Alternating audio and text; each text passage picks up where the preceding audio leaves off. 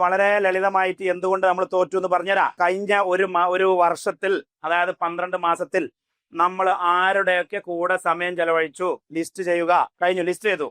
എന്നിട്ട് നമ്മുടെ കഴിഞ്ഞ വർഷത്തെ ഗോളുകളിലേക്ക് അല്ലെങ്കിൽ ജീവിതത്തിന്റെ വളർച്ചയിലേക്ക് അവരുടെ കോൺട്രിബ്യൂഷൻ എത്രയാണ് എന്ന് എഴുതുക. അത് 10 സ്കെയിലിൽ ഒരു മാർക്ക് ഇടുക. വളരെ കുറഞ്ഞ കോൺട്രിബ്യൂഷൻ ഉള്ളൂ, അല്ലെങ്കിൽ നെഗറ്റീവ് ഗോളുകളാണെങ്കിൽ 1, നല്ല കോൺട്രിബ്യൂഷൻ ആണെങ്കിൽ 10. അത് വെരി സിമ്പിൾ ആണ്, വെരി ലളിതമായ സംഭവമാണ്. അത് കഴിഞ്ഞിട്ട് ഇതില് അപ്പൊ നമ്മൾ ലിസ്റ്റ് ഇട്ട് കഴിഞ്ഞിട്ടുണ്ടാവും. ഈ 10 ആളെ എഴുതിയിട്ട് അല്ലെങ്കിൽ 20 ആളെ എഴുതിയിട്ട് ഇവർക്ക് ഒരു മാർക്ക് ഇട്ട് കഴിഞ്ഞാൽ നമുക്ക് അസസ് ചെയ്യാൻ പറ്റും ഇയാളുടെ കൂടെ കൂടിയിട്ട് എന്ത് സംഭവിച്ചു. അതൊരു സബ്ജക്റ്റീവ് ഒപ്പീനിയൻ ആണെങ്കിലും അതിൽ ആക്ച്വലി റിയാലിറ്റി ഉണ്ട്. അത് കഴിഞ്ഞിട്ട് 2 പാർട്ടാക്കി എഴുതുക.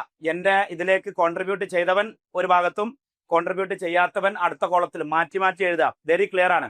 ആരാണോ നമ്മളെ പിടിച്ചുയർത്തി മുന്നോട്ട് കൊണ്ടുപോകുന്നത്, ആരാണോ മുന്നോട്ട് കൊണ്ടുപോകുന്നത് അവരുടെ കൂടെ കൂടുതൽ ടൈം സ്പെൻഡ് ചെയ്യുക. അവരുമായിട്ട് ഗോൾസ് ഷെയർ ചെയ്യുക. അവരുമായിട്ട് നിങ്ങളുടെ ഐഡിയയും വിഷനും ഷെയർ ചെയ്യുക.